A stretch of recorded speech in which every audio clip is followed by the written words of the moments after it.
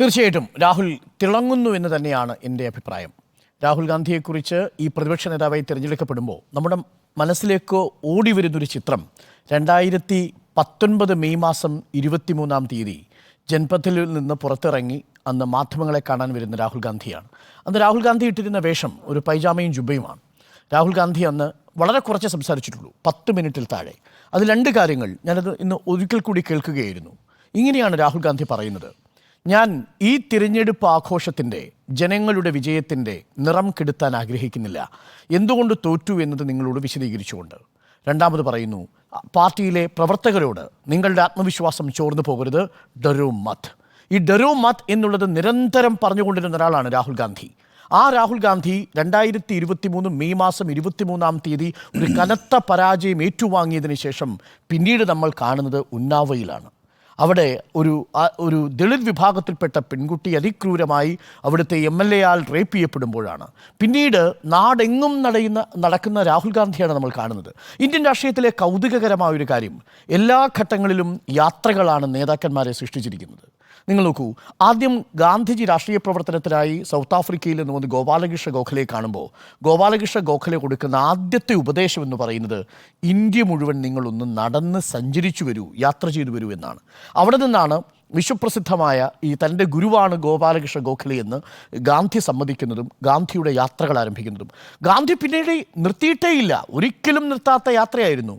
ഗാന്ധിയുടെ ധ്യാനം ഏതെങ്കിലും യാത്ര അവസാനിപ്പിച്ചായിരുന്നില്ല, യാത്രകളുടെ ഇടയിലായിരുന്നു ഗാന്ധിയുടെ ധ്യാനം. ഇവിടെ രാഹുൽ ഗാന്ധിയും തിരഞ്ഞെടുപ്പിൽ പരാജയപ്പെട്ടതിനു ശേഷം 2019 ധ്യാനിക്കാൻ പോയില്ല, അദ്ദേഹം സഞ്ചരിച്ചുകൊണ്ടേയിരുന്നു, യാത്ര ചെയ്തുകൊണ്ടേയിരുന്നു. നേരത്തെ നിങ്ങൾ രണ്ടുപേരും പറഞ്ഞതുപോലെ ഭാരത് ജോഡോ യാത്ര ഈ തിരഞ്ഞെടുപ്പിൽ ഏറെ ചർച്ച ചെയ്യപ്പെടേണ്ടതും ആഴത്തിൽ പഠിക്കേണ്ടതുമായ ഒരു രാഷ്ട്രീയ പ്രവർത്തനമാണ്.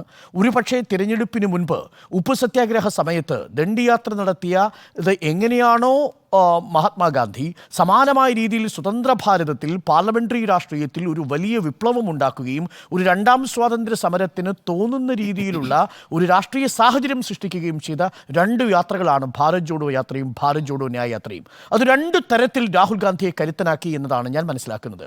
ഒന്ന്, ഒരു പാർലമെൻ്ററി പാർട്ടി നേതാവ് എന്ന നിലയിൽ, ഒരു പാർലമെൻ്ററി രാഷ്ട്രീയ പ്രവർത്തകൻ എന്ന രീതിയിൽ അത് രാഹുൽ ഗാന്ധിക്ക് പുതിയ ചില പ്രത്യയശാസ്ത്രങ്ങൾ നൽകി, പുതിയ ചില ആശയങ്ങൾ നൽകി.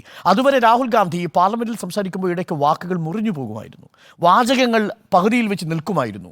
കൗണ്ടർ ചോദ്യങ്ങളിൽ തൽക്കാലം എങ്ങനെ പ്രതികരിക്കണമെന്നറിയാതെ ഒരുപക്ഷെ പതറി നിൽക്കുന്ന രാഹുൽ ഗാന്ധിയാണ് നിങ്ങൾ കണ്ടതെങ്കിൽ അതിനുശേഷം കൃത്യമായ ബോധ്യത്തിൻ്റെ അടിസ്ഥാനത്തിൽ നരേന്ദ്രമോദിയെ വെല്ലുവിളിക്കുന്ന രാഹുൽ ഗാന്ധിയെ കാണുന്നത്.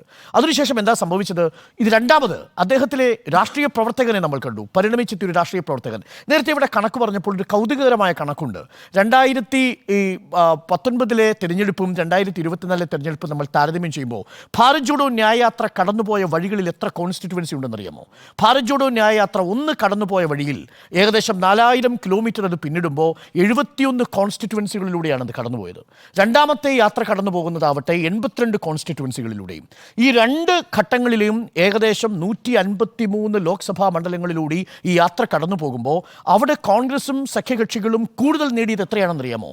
41 സീറ്റുകളാണ്. 153 കോൺസ്റ്റിറ്റ്യുവൻസികളിൽ 43 സീറ്റുകൾ അധികം നേടുകയാണ് കോൺഗ്രസും സഖ്യകക്ഷികളും. ആദ്യത്തെ യാത്ര നടക്കുന്ന 4000 കിലോമീറ്റർ പിന്നിട്ടുകൊണ്ട് നടക്കുന്ന ഭാരത് ജോഡോ ന്യായയാത്രയിലെ ആകെയുള്ള 71 സീറ്റിൽ 2019 65 സീറ്റിൽ മത്സരിക്കുമ്പോൾ കോൺഗ്രസിന് കിട്ടുന്നത് കേവലം 15 സീറ്റുകൾ മാത്രമാണ്. 2019 ഭാരത് ജോഡോ ന്യായയാത്രയ്ക്ക് മുമ്പ്. ഭാരത് ജോഡോ ന്യായയാത്രയ്ക്ക് ശേഷം ഈ ലോക്സഭാ തെരഞ്ഞെടുപ്പിൽ കഴിഞ്ഞ തവണ 15 ലോക്സഭാ മണ്ഡലത്തിൽ വിജയിച്ചെങ്കിൽ ഇത്തവണ വിജയിക്കുന്നത് 23 മണ്ഡലങ്ങളിലാണ്. 8 കോൺസ്റ്റിറ്റ്യുവൻസികൾ കോൺഗ്രസിനോടൊപ്പം പോരുന്നു. മാത്രമല്ല കഴിഞ്ഞ തവണ മത്സരിച്ച 65 ആണെങ്കിൽ ഇത്തവണ കുറയ്ക്കുന്നു, 56. നമുക്കറിയാവുന്നതുപോലെ മൊത്തം ഇന്ത്യൻ നാഷണൽ കോൺഗ്രസ് സഖ്യകക്ഷികൾക്ക് വേണ്ടി ഏകദേശം 78ഓളം സീറ്റുകളാണ് വിട്ടുകൊടുത്തത്. കഴിഞ്ഞ തവണ 400 സീറ്റിൽ മത്സരിച്ചു, ഇത്തവണ മത്സരിച്ചതാവട്ടെ 328 സീറ്റിലും. അവിടെ ഒത്തുതീർപ്പുകൾക്ക് വിധേയനാവുന്ന ഒരു രാഹുൽ ഗാന്ധിയെ നിങ്ങൾക്ക് കാണാം, ഒരു കോൺഗ്രസ് നേതൃത്വത്തെ കാണാം. അത് ഭാരത് ജോഡോ ന്യായയാത്ര നൽകുന്ന ഒരു പ്രധാനപ്പെട്ട സന്ദേശമാണ്. നിങ്ങൾ പോയ പല മണ്ഡലത്തിലും കോൺഗ്രസ് പ്രവർത്തകരില്ല, പല മണ്ഡലങ്ങളിലും രാഷ്ട്രീയ പ്രവർത്തനം നടത്താൻ ബൂത്ത് ബൂത്ത് തലത്തിൽ കോൺഗ്രസ് പ്രവർത്തകരില്ല എന്നത് മനസ്സിലാക്കുന്ന ഗാന്ധി കൃത്യമായി തന്നെ സംഘടനാ നേതൃത്വത്തോട് ആവശ്യപ്പെടുന്നത് ഒറ്റയ്ക്ക് നമുക്കൊരിക്കലും ഇന്ത്യ പിടിക്കാൻ കഴിയില്ല. അതുകൊണ്ടാണ് അഖിലേഷ് യാദവുമായി സീറ്റ് വിഭജന ചർച്ചകൾ എല്ലാ കോംപ്രമൈസുകളുടെയും അടിസ്ഥാനത്തിൽ ഉത്തർപ്രദേശിൽ ഏറ്റവും കൂടുതൽ സീറ്റുകൾ മത്സരിക്കാൻ സമാജ്വാദി പാർട്ടി വിട്ടുകൊടുക്കുന്നത് കോൺഗ്രസ്. അവിടെയാണ് ഒത്തുതീർപ്പുകളുടെ ഭാഗമായി പലയിടങ്ങളിലും ഈവൻ വെസ്റ്റ് ബംഗാളിൽ പലതവണ ശ്രമിച്ചു പരാജയപ്പെട്ടു പോയി. പക്ഷേ നോക്കൂ, ഡൽഹിയിൽ അത് വിജയിച്ചു. ആം ആദ്മി പാർട്ടിയുമായി കോൺഗ്രസിന് സഖ്യം ലഭിക്കുമെന്ന് നിങ്ങൾ ആരെങ്കിലും കരുതിയിരുന്നോ? അതാണ് രാഹുൽ ഗാന്ധി ഭാരത് ജോഡോ ന്യായയാത്രയിലൂടെ ആർജിച്ചെടുത്ത സംഘടന രാഷ്ട്രീയത്തിന്റെ മഹത്വം എന്ന് പറയുന്നത്. രണ്ടാമത്തെ ഭാരത് ജോഡോ ന്യായയാത്ര 6713 കിലോമീറ്റർ. ആ യാത്രയിൽ ഏകദേശം കവർ ചെയ്തത് 82ഓളം ലോക്സഭാ കോൺസ്റ്റിറ്റ്യുവൻസി. 2019 മത്സരിച്ചത് 49 ഇടങ്ങളിൽ, വിജയിച്ചത് 71 ഇടങ്ങളിൽ, വിജയിച്ചതാവട്ടെ കേവലം 6 ഇടങ്ങളിൽ മാത്രമാണ്. 71 ഇടങ്ങളിൽ മത്സരിച്ച് 6 ഇടങ്ങളിൽ വിജയിച്ച രാഹുൽ ഗാന്ധി ഇക്കുറി മത്സരിച്ചതാവട്ടെ 49 ഇടങ്ങളിൽ. വിജയം നോക്കൂ, 17 മണ്ഡലങ്ങളിലേക്ക് കൂട്ടി. അതായത് ഭാരത് ജോഡോ ന്യായയാത്രയിലിട്ടും രണ്ടാമത്തെ ഭാരത് ജോഡോ ന്യായയാത്രയിൽ ഏകദേശം 11 സീറ്റുകളിലെ വർധനവാണ് രാഹുൽ ഗാന്ധി വരുത്തിയിരിക്കുന്നത്. ഇതൊരു ചെറിയ കണക്കല്ല. ഭാരത് ജോഡോ ന്യായയാത്ര സീറ്റുകളുടെ അടിസ്ഥാനത്തിൽ ഒരു വ്യക്തിയെ പരുവപ്പെടുത്തുന്നതിൽ എത്രമാത്രം വിജയകരമായിരുന്നു എന്നതാണ് ബോധ്യമാവുന്നത്.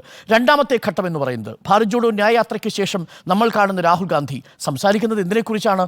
ഭരണഘടനയെക്കുറിച്ച് സംസാരിക്കുന്നു.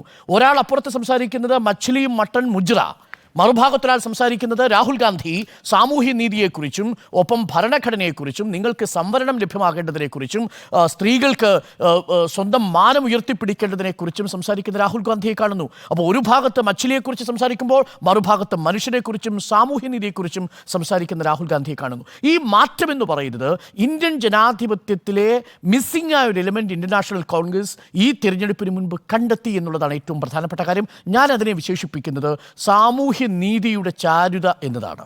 അത് രാഹുൽ ഗാന്ധി തിരിച്ചറിഞ്ഞു. ഓരോ പ്രസംഗങ്ങളിലും അദ്ദേഹം ആ വാക്ക് വളരെ ശ്രദ്ധാപൂർവം ഉപയോഗിച്ചു. തങ്ങൾക്കൊപ്പം നിൽക്കുന്ന വിഭാഗങ്ങളെ അദ്ദേഹം പരിഗണന കൊടുത്ത് നിർത്തി. 91 ലിബറലൈസേഷൻ നടപ്പിലാക്കിയതിനു ശേഷം കോൺഗ്രസിന്റെ ആശയപരമായി വന്നിരിക്കുന്ന വലിയ വ്യതിയാനമാണത്. വലിയ പോസിറ്റീവായിട്ടുള്ള മാറ്റം അതാണ്. അങ്ങനെ ചേർത്ത് പിടിച്ചപ്പോൾ എന്ത് സംഭവിച്ചു? ഇന്നർ മണിപ്പൂരും ഔട്ടർ മണിപ്പൂരും ഇങ്ങി പോന്നു.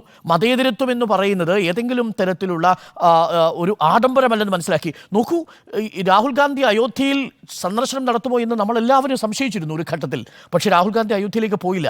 പോവാതിരുന്നതിനെ വിമർശിച്ചു. പക്ഷേ ഒടുവിൽ അവിടെ എന്ത് സംഭവിച്ചു? അയോധ്യയിൽ നിന്ന് ഫൈസലാബാദിൽ ലല്ലു സിംഗ് പരാജയപ്പെട്ടു, BJP നേതാവ്. അത് തിരിച്ചറിയാനുള്ള ബോധ്യമുണ്ടായിരുന്നു രാഹുൽ ഗാന്ധിക്ക്.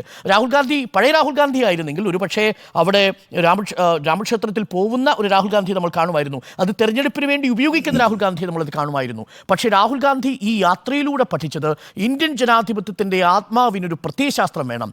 ഇന്ത്യൻ ജനാധിപത്യത്തെ ട്രിഗർ ചെയ്യാൻ, ഇന്ത്യൻ ജനാധിപത്യത്തെ ചലിപ്പിക്കാൻ ഒരു ആശയം വേണം. അത് കോൺഗ്രസിന് മിസ്സിംഗ് ആണ്. ആ മിസ്സിംഗ് ആയ ആശയത്തെ രാഹുൽ ഗാന്ധി കണ്ടെടുത്തത് ഭാരത് ജോഡോ ന്യായയാത്രയിലാണ്.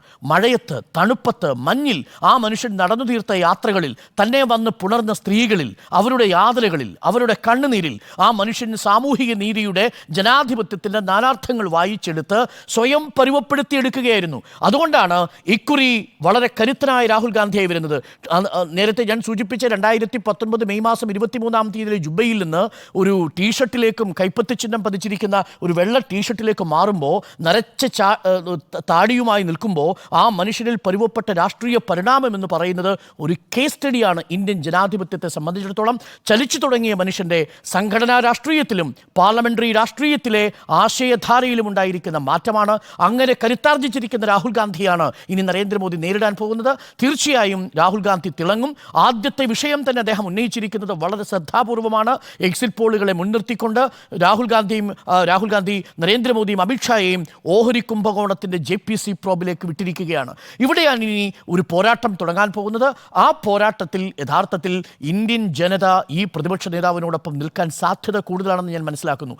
പക്ഷേ പലപ്പോഴും നമ്മൾ കേരളത്തിൽ രാഹുൽ ഗാന്ധി വരുന്ന സമയത്ത് കേരളം രാഹുൽ ഗാന്ധിയുടെ യാത്രകളെ, രാഹുൽ ഗാന്ധിയുടെ പ്രവർത്തനങ്ങളെ അണ്ടർ എസ്റ്റിമേറ്റ് ചെയ്തു എന്നതാണ് ഞാൻ മനസ്സിലാക്കുന്നത്. അതിലൊരു കാര്യം കൂടി പറഞ്ഞ് ഞാൻ അവസാനിപ്പിക്കാം. നമ്മൾ പലപ്പോഴും സാമൂഹിക മാധ്യമങ്ങളിൽ കണ്ടിട്ടുണ്ട് രാഹുൽ ഗാന്ധി വയനാട്ടിൽ വരുമ്പോൾ പഴംപുരിയും ഉണ്ടംപുരിയും തിന്നാൻ വേണ്ടി വരുന്ന രാഹുൽ ഗാന്ധി എന്ന തരത്തിലുള്ള ട്രോളുകൾ ഉണ്ടായിരുന്നു. യഥാർത്ഥത്തിൽ അതായിരുന്നു ഇന്ത്യൻ ജനതയ്ക്ക് വേണ്ടിയിരുന്നത്. എന്ത്?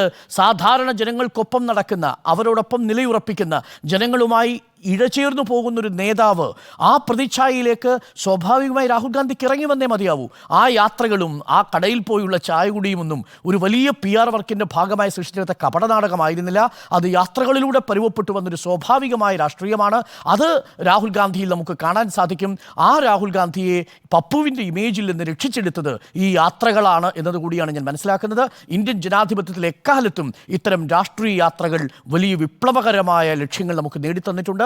അങ്ങനൊരു വിപ്ലവകരമായ ലക്ഷ്യം കൂടിയാണ് രാഹുൽ ഗാന്ധിയുടെ ഈ പ്രതിപക്ഷ നേതൃസ്ഥാന പദവി എന്ന് ഞാൻ മനസ്സിലാക്കുന്നു. അതുകൊണ്ട് തീർച്ചയായും രാഹുൽ ഗാന്ധി പാർലമെന്റിൽ കൂടുതൽ കരുത്തുള്ള ഒരു പ്രതിപക്ഷ നേതാവാകും എന്ന കാര്യത്തിൽ എനിക്ക് സംശയമില്ല.